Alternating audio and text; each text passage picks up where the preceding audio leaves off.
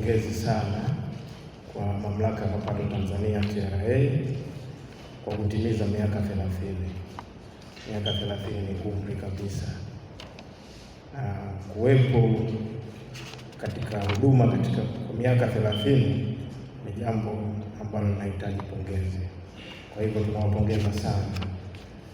Ndani ya miaka yenu 30 tumeshuhudia mabadiliko makubwa. Kwa wale wafanyabiashara ambao walikuwepo toka enzi hizo, nafikiri mtakuwa mashuhuda. Tulikuwa tunajaza vitu kwa makaratasi.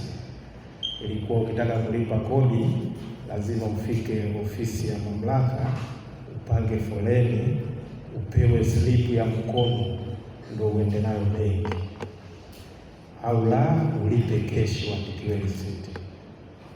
Mpaka leo hii ukitaka kulipa kodi unaingia kwenye simu yako ya mkononi, una download assessment yako, unapata control number, unalipa hapo hapo, unaendelea na shughuli zingine.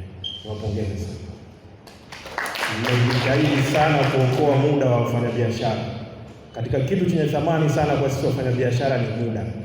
Sasa ile adha ambayo nimeelezea kwenda kupanga foleni kutuondolea, ndio maana hata nyinyi lazima mapato yenu yamekuwa, kwa sababu ule muda tunaofanya katika kuendeleza biashara zetu.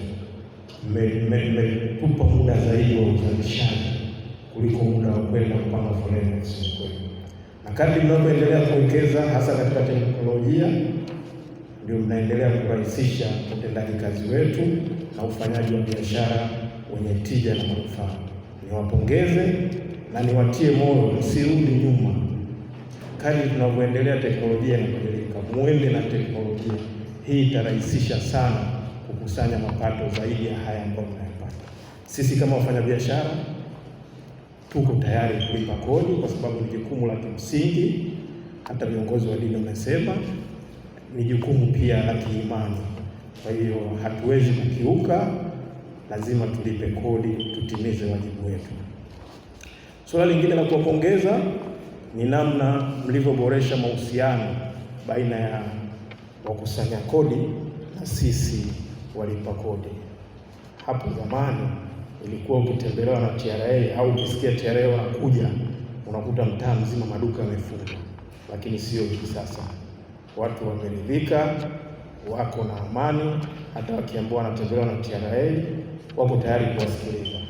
Kwa hiyo katika hili niwapongeze, mmefanya kazi kubwa sana, kutoka kuogopwa mpaka sasa hivi kukubalika katika jamii, na muendelee hivyo hivyo, msirudi nyuma, kwani mlikofikia ni sehemu nzuri.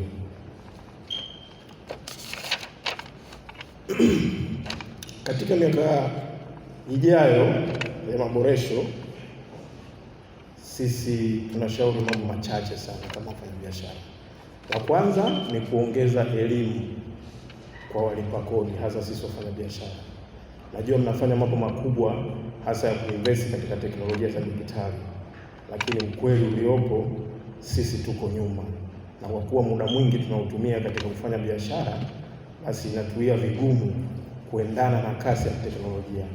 Ila kama mtajitoa kuja kutuelekeza, sisi tuko tayari kupokea mafunzo na tutakuwa mstari wa mbele kabisa kuhakikisha tunapata mafunzo ili kuendana na kasi ambayo mnaenda nayo hivi sasa. Kwa hiyo mjitahidi sana kuongeza elimu, na ikiwezekana elimu hizi mje mtupe huko sisi tulipo. Yaani kama mnakuja maeneo yetu ya kazi, mnatuomba ratiba yetu, mnatuelekeza. Hasa kwa mfano baada ya hizi sheria mpya za kodi kupitishwa, watu wengi wanakuwa hatuzifahamu vizuri. Kwa hiyo mkija mkituelewesha nini kimebadilika kutoka katika zile zilizopita, inakuwa ni vizuri, na mtaondoa migongano na malalamiko yasiyokuwa ya msingi baina yenu na sisi wafanyabiashara.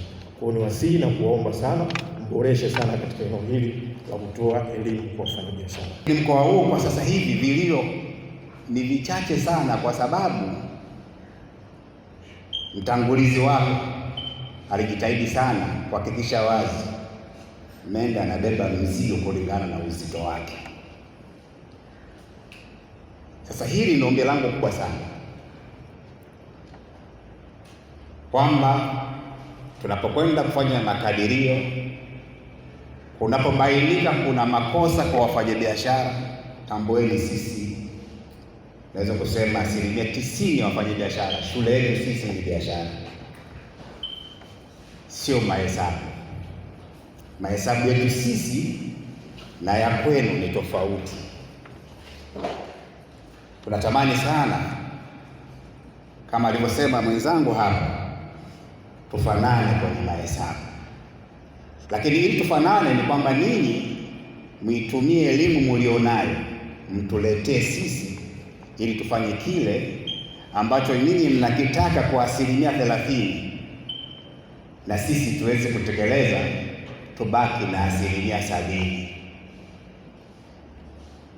Vinginevyo hii 70% haitakuwepo, kwa sababu kama nilichozalisha hakuna kilichopatikana, wewe ukichukua 30%, tafsiri yake mtaji wangu hauko tena. Ukichukua mara 2, maana yake umenitoa kwenye game. Sasa homework ambayo ningetamani kutoa kwa mamlaka, wakati fulani tunatamani kuona idadi ya wafanyabiashara badala ya kupungua inaongezeka. Hatupendezi sana pale tunapoona barua zinakuja ofisini kwenu kwa wingi, watu wanafunga biashara. Ingekuwa jambo jema sana mjue kwa nini anafunga biashara, lakini sio kuridhia tu kwamba basi madamu hujalipa kodi kafunge tu, au ngoja tukusaidie kufunga.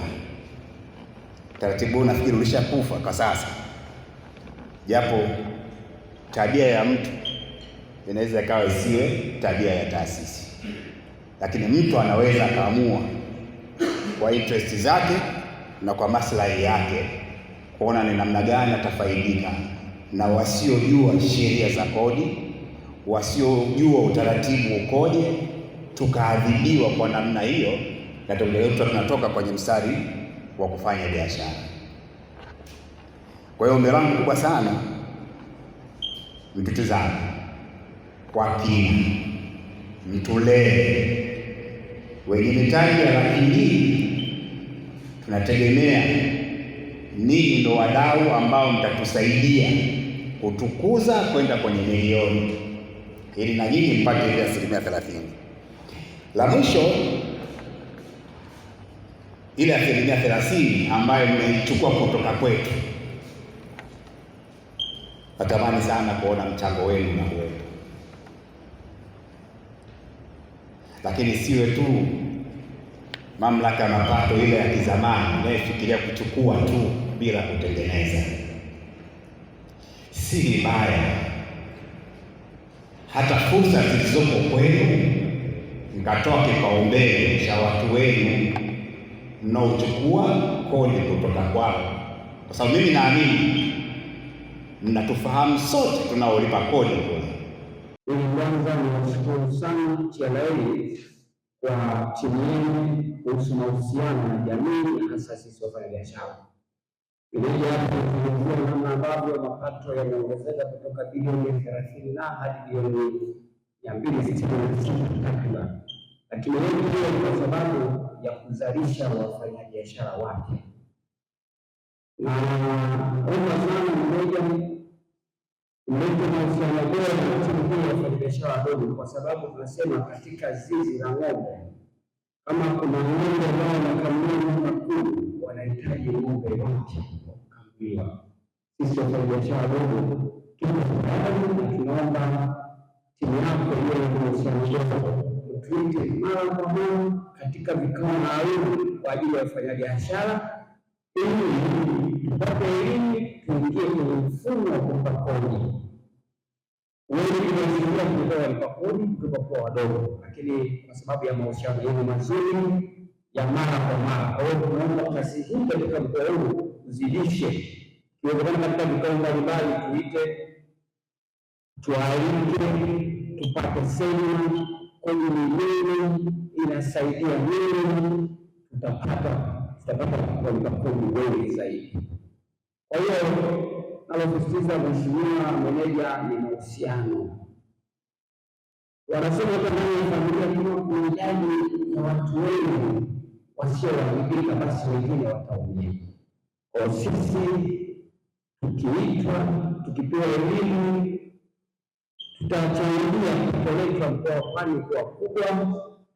Na hata sasa nafikiri wakilishi wa kurugenzi zaidi, wafanyabiashara wengi wadogo wametoka huko, wamekuwa wafanyabiashara walikuwa wazuri, na hata manispaa yetu inaweza kufanya vizuri, lakini kwa sababu tu ya mahusiano ya kati ya timu hizi ya TRA pamoja na manispaa. Kwa hiyo kuendelea mahusiano, vikao vingi vitwali. Tunashukuru, naona ndugu zangu wa bodaboda ndio wachangiaji wakubwa sana mapato ya taifa. Siku ya kuelekea wanajaza mafuta na wengine wanakuwa tukiongozana kila wakati dial city. Kila siku ya bodaboda wanaweza kuingia kwa siku wakaweka lita 15 ni mchangiaji wa mapato ya taifa. Nashukuru, sina mengi ya kusema, tuzidishe mahusiano. Mungu atujalie na watangulizi wenzangu, asanteni sana.